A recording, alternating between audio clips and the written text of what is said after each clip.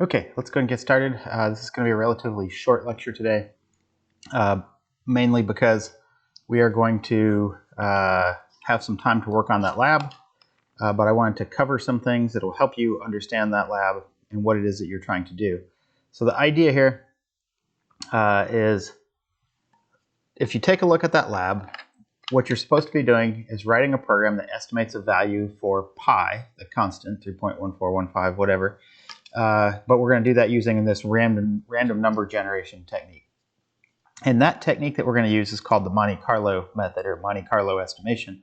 And because it's based on kind of randomness, it's actually named after the famous casino in Europe, the Monte-Carlo casino. There's also one in Las Vegas that's named after that as well, but that's why it's called the Monte-Carlo method, is it's based on random chance, essentially.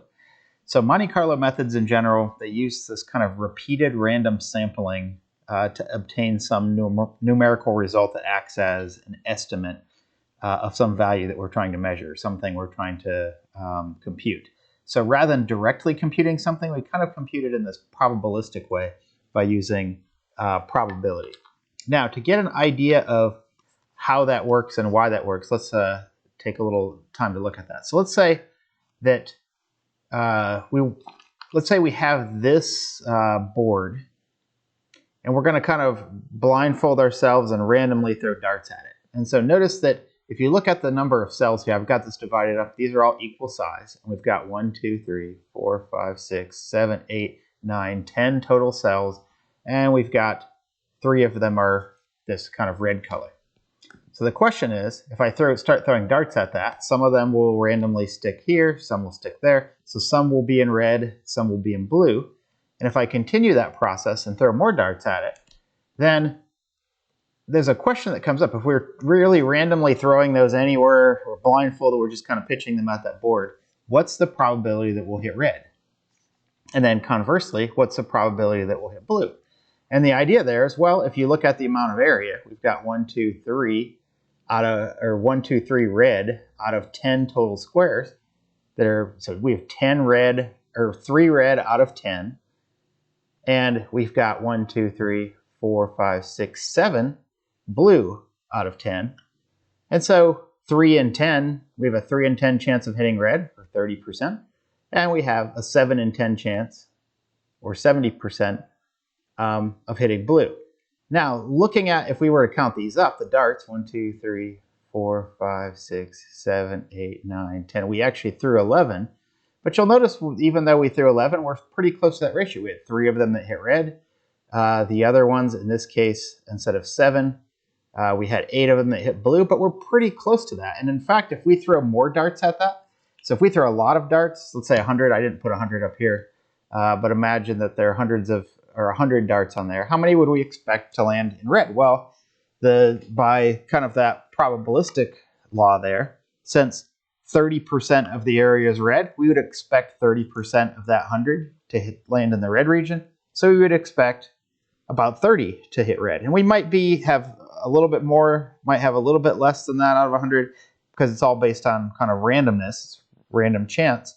But the more darts we throw, the more of them, the closer we're going to get to that 30% mark. So in that manner, we could actually get an estimate of the red area without even having to count the boxes. We could just say, count up the number of darts that land in red.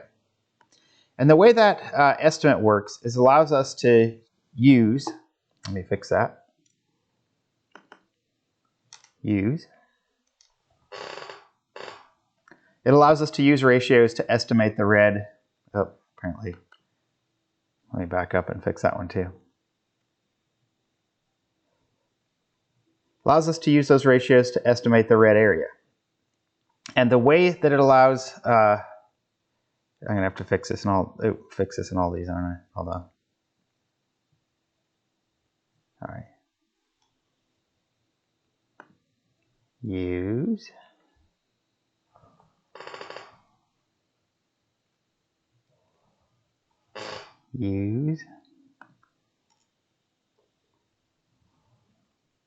All right, sorry about that. All right, so let's take a look at how those ratios would work. So if we're going to use ratios to estimate the red area, we say, well, the red area to the total area is the same as the number of thrown darts that landed on red as related to the total number that were thrown. So in other words, we would expect these ratios to match up because the amount of red area is, in our case, 3 out of 10. Well, the number of red darts that are thrown should be about 1/3 of the total number that was thrown. So we'd expect these ratios to be very close. Now, they won't be exact. They won't be 100% precise because we're still using probability here. And it depends how many darts. If we had an infinite number of darts that we threw, then yeah, they would be very precise. But in our case, it's going to be a pretty close approximation. Now, another way we can manipulate that is now we can compute the red area by just saying multiply both sides by total area, which moves the total area to the other side and leaves the red area by itself. So the red area, an approximation of that, it's approximately equal to the total area times red thrown divided by total thrown. Okay, so that's the idea here for how Monte-Carlo methods work. So notice we're just using random numbers to get to these random points. We're seeing which ones landed in red, and we're using that to say, now from that I can compute the area. Now, a cool thing about that is we could use that technique to estimate the area of other shapes as well. So for example, we want to know how big this box is.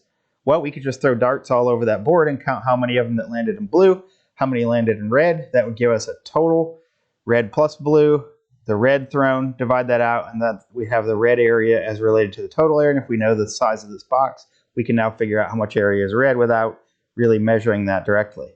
And notice that a cool thing about this technique is it will work on any like weird shapes too, shapes that would be hard to compute the area of. We can come up with a pretty close estimate by just scattering these random darts or points on that, seeing how many are inside the red, how many are not, and then compute that just like we had before down here. Now, the larger number of samples we have, in other words, if I just put like one sample, that's going to be awful. It's either going to be inside or outside. I'm going to get an area of the whole thing or none of it. But if I have two, I've got essentially 4 possibilities. Both are outside, both are inside, one is inside, one is outside, other one's inside, the other one's outside. But so I'm not going to get a good estimate with 2 darts either. But what's interesting is that estimated value for the area that we come up with here will converge upon the actual value as the number of samples approaches infinity. So the more samples we have, the closer we're going to get to a good approximation for what that area is in this case. All right, so for lab 2, we're going to use that method, that Monte-Carlo method of kind of throwing random points at a board to estimate pi. And the way we're going to do that is we're going to throw darts at the square that contains part of a circle. So let's start off with this unit circle. So this unit circle basically has a radius of 1, and it's inside, again, we have the red portion, we've got the blue portion.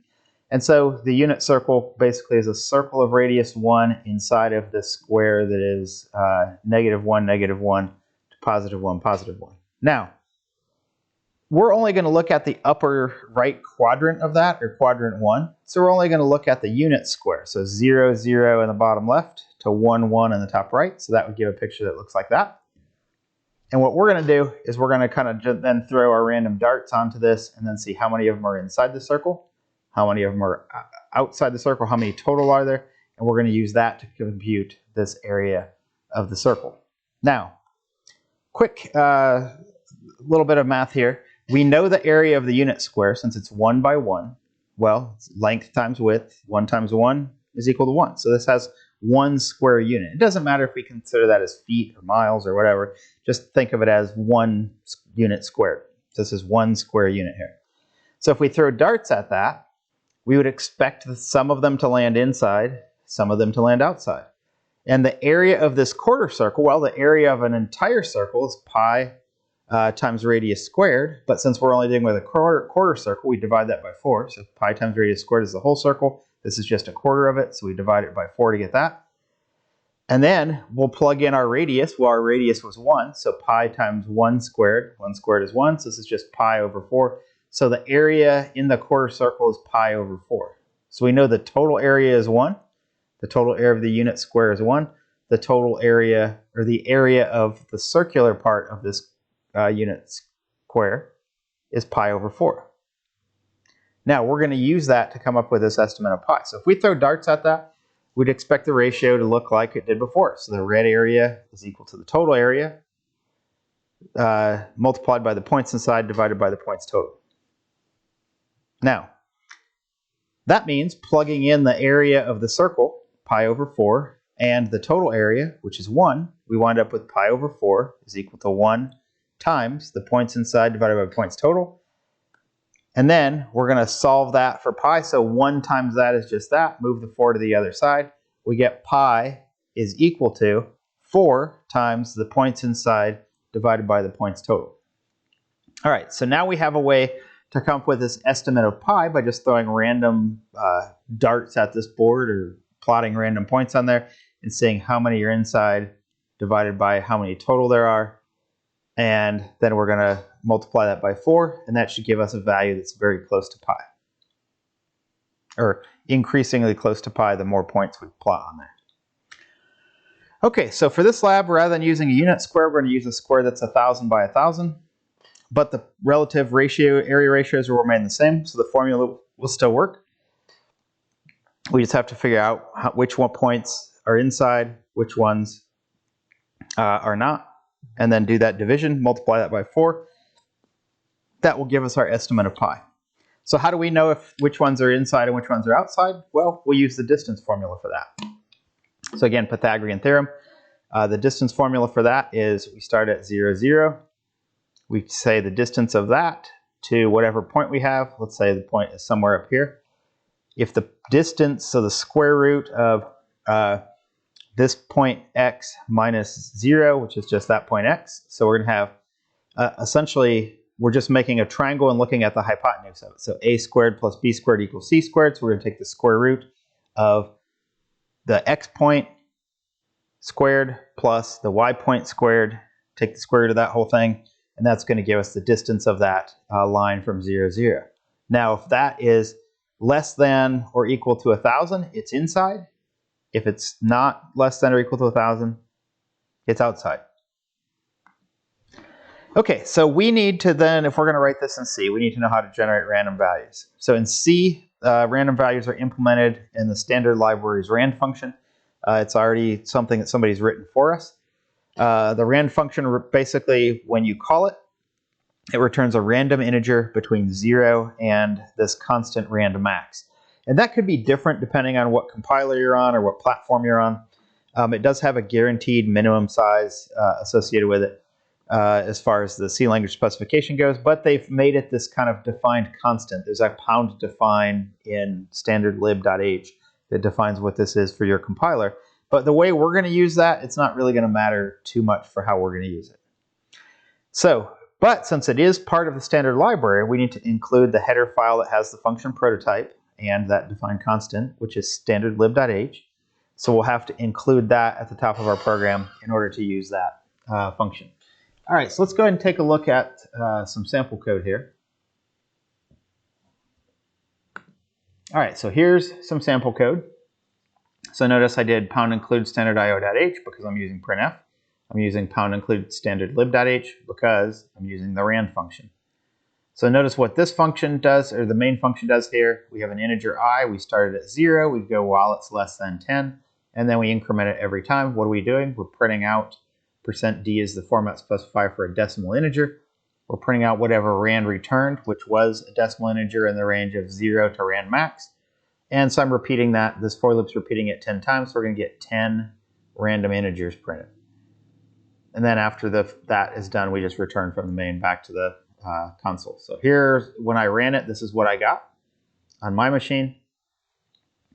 And one thing to note, if you run that program again on your machine, you're going to get that same sequence.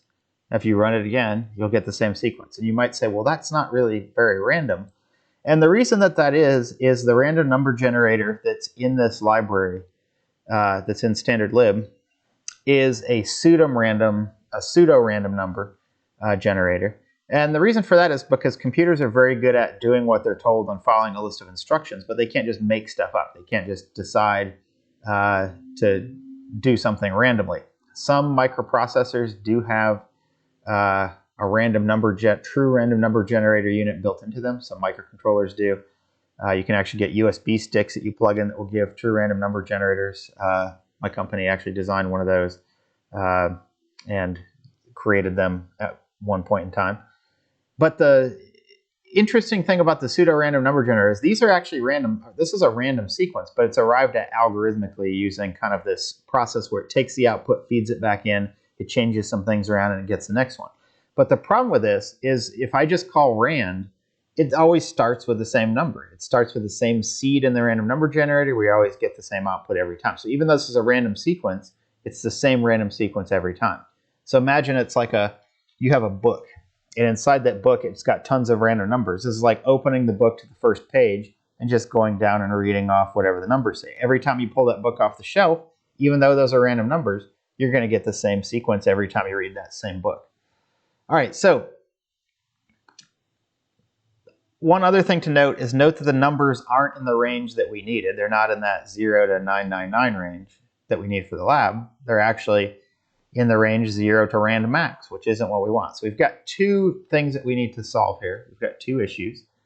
The first one is, how do we get different random numbers each time so we don't get the same range? The second question is, how do we get the numbers into some smaller range rather than getting really big numbers like this? So let's tackle those one at a time. Let's start with the first one, getting the different random numbers each time.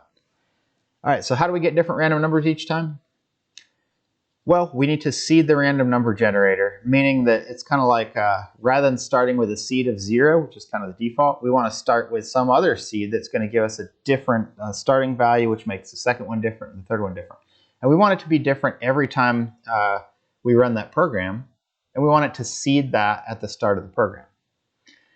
So the question is, what can we use as a seed that is constantly changing? So we need something that will change every time we run the program. And the way that this is generally done is by using the clock as a seed. Because if you think about that, if you look at like a clock that has any kind of precision, like even an analog clock, you'll see the hand kind of constantly sweeping, keeping time. Or if I were to like bring up a clock that had a certain number of seconds, you could see it count. It's constantly changing. So the general idea is to seed the random number generator with the time that comes out of a clock. And that way we will run our program, it'll seed it, and we'll get one set of random numbers. The next time we run it, the time will be different. Now, if we happen to run it at exactly the same time of day on two different machines, we'll get the same random sequence on both of those. But if we run the program once, we run it again, we'll get a different random number every time. Now, arcade games also had random number generators that were based on these sequences. So there was a case where, for example, even arcade games that had randomness in them still had patterns you could follow. If you powered up the game, the first time you powered up, you could follow certain patterns in certain games. And an example of that, something like Pac-Man, there were certain paths you could take and patterns you could follow, and as long as you did that stuff, it would give you the same result every time, and you could clear every level and have a perfect game. But later on, arcade games started using the amount of time that it took you between key presses and things like that to change the random number generator. So even though the CPU itself is non-deterministic, as soon as you have a user interacting with it, you have a chance for using the timing of what a user did. How long did they hold a key down? That could change from one time they ran to the next time, or how long was it between this key press and the next key press. But in our case, we're just going to use the clock that's built into the computer. So let's modify the code to do that. So I basically just added 2 lines of code. I added this include time.h because I'm going to use this time function from it. And what this time function does is it returns this number back to us that's constantly changing. It's a clock that's ticking. It increases, constantly changing. And notice I'm feeding that into this srand function, which is srand stands for seed the random number generator, so seed ran. And I'm seeding it with something that's changing. So now when I run this program, the first thing the program does is seeds the random number generator with whatever the clock reported, which is going to give it a different seed on different runs. So now when I run that program, notice I got a different set of numbers, and if I run it again, it'll be different. If I run it again, it'll be different. If I run it again, it'll be different. So I'll get a lot of different sequences out of this rather than the one single sequence that we had back here. Notice the numbers are different there. Okay, so now we'll get a different random number sequence every time we run that program. And the next thing that we want to look at is the second question that we had, which was how do I get numbers in a smaller range? And there are a couple possibilities. We're going to look at two of them. The first one is to use the modulus operator to restrict the range. And if you remember what mod does, this percent sign operator, it performs a division, but then gives you the remainder of that division. And in this case, the remainder of a division by 100,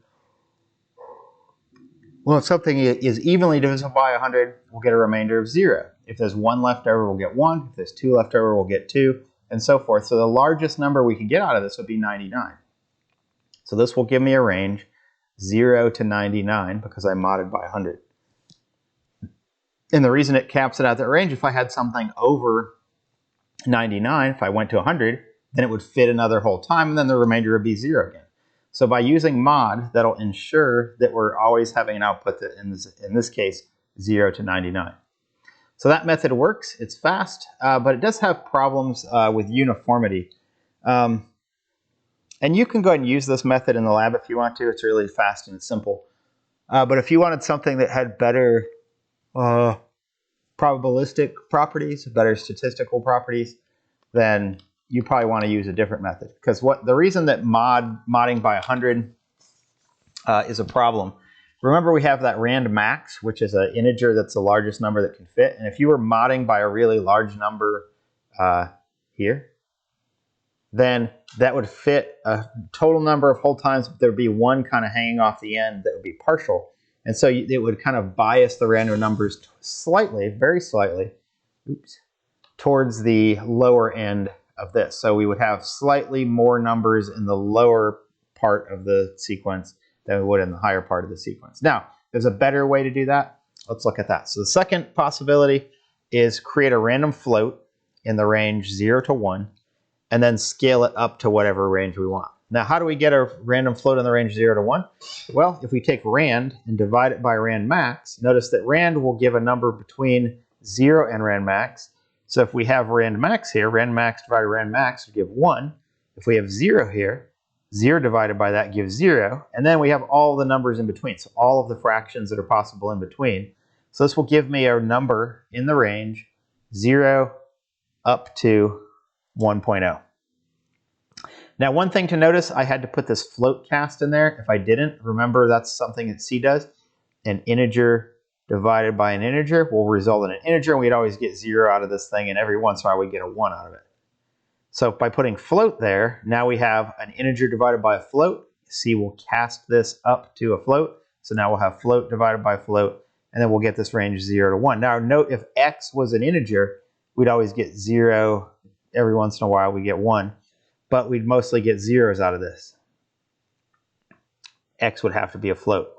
But if we go ahead and do this and scale it up into a larger integer range, I can basically take that thing I just computed and then multiply it by 100, and then take that whole thing and cast it as an integer, and now I have an integer in the range of 0 up to whatever number I put here.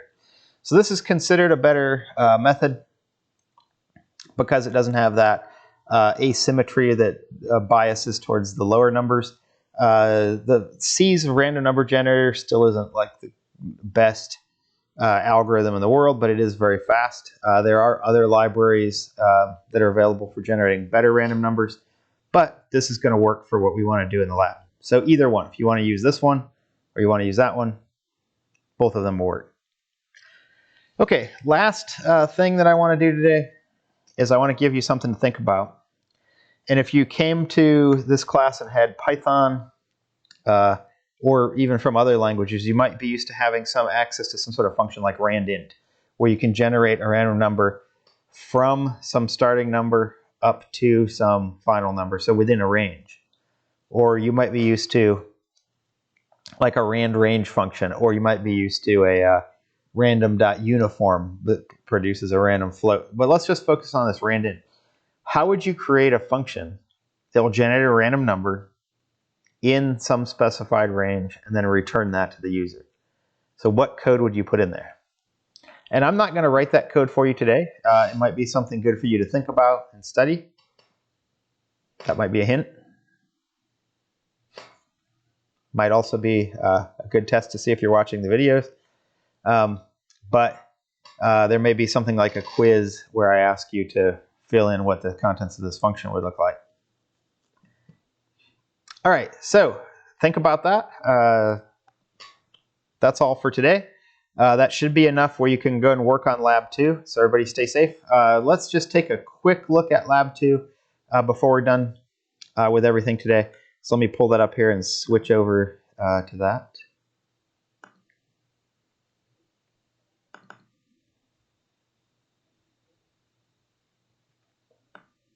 And let me switch the camera, the video feed, so you can see what I'm actually doing here. All right, so here's Lab 2.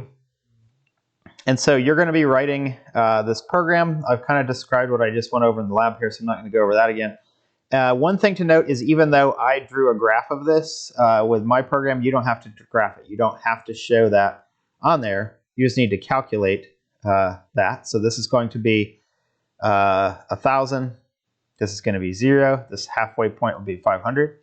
So you're going to compute those the way that we talked about, 4 times the number inside divided by the total number, exactly what we talked about in the lab. And so for program 1, what I want you to do is write a simple C language program that performs that Monte-Carlo simulation, no graphics required, and we're going to do 100 million points. So in other words, you're going to make a loop that iterates 100 million times. You might need to think about, if you're doing 100 million times, like how you're going to do that. But what I want you to do is read through this, make sure you do everything, and note that I do say here, your program doesn't need to plot the points, it just needs to compute the result. And then down here I gave a hint, you'll need to use the rand function, and then I provided a little link here so you could look at how to use srand in rand, which we've already talked about in the lecture anyway. Okay. So that's program 1. So you're going to run that. And one of the things that I want you to do is tell me how long it took that program to run. So I want you to come up with how long does that take to run. Now, one of the nice things is if you're using code blocks, it'll tell you how long the program to run automatically without you adding code to do that.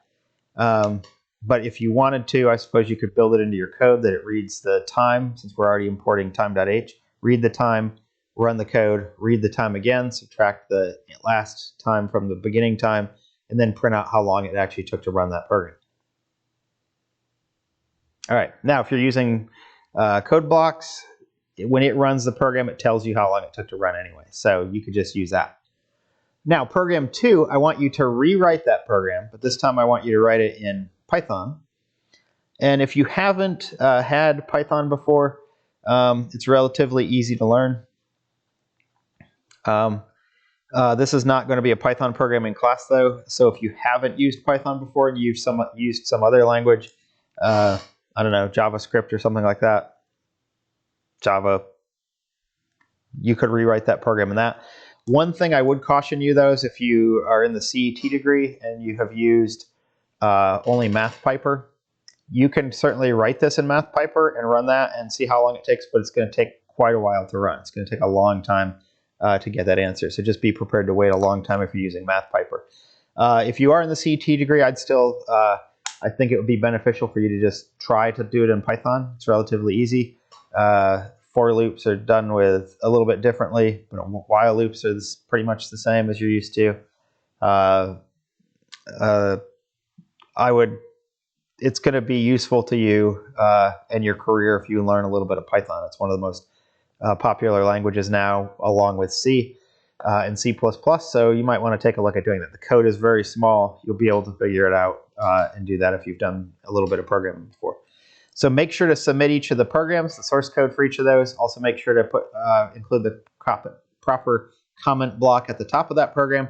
And what I expect for the comment block, let me quickly kind of explain what I want for the comment block here. So let me do something here quickly.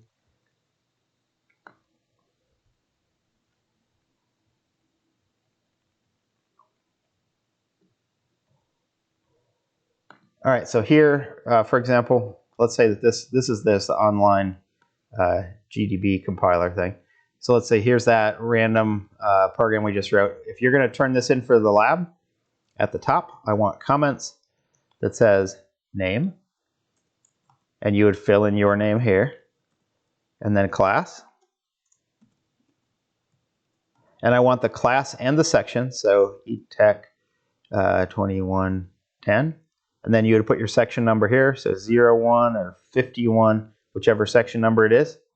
So put your section number in there. And then I want the lab here. So for the lab number, for example, this is lab 2, and it's got part A. Go ahead and put 2A. And if you want to put some other comments in here as well, like a description,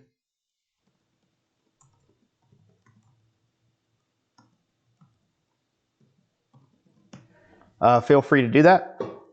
If there are other things that would help you for commenting in the rest of your code, you might want to put comments in there. Like, for example, down here, you might want to say seed the random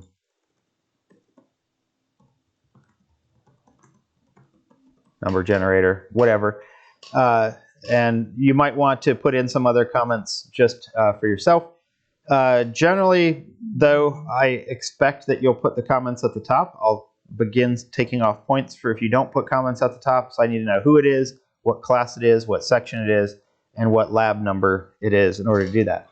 And put that in both this and the Python program. In Python, the way you make comments is you put a pound sign here instead of // So in the Python program, it would be pound name, pound class, pound lab number 2B, and the description, and then the code will go down here below that. So make sure you put those comment blocks in there. And oops.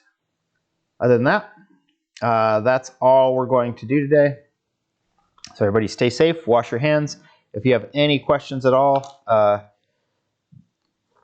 send me an email, shoot me a text message. If you need help where we need to sit down at a computer together, my building is only a couple blocks from the university, right down here on 2nd Street. I can actually see the university from my conference room here where I'm sitting. So just send me a message. I'm happy to walk down there or drive down there and help you if you need help. But you got to communicate with me and let me know that. And as a quick reminder about this, I would take a look at this function because you might need to know how to do that at some point. Just saying. All right, that's it for today, and I'll see you next time.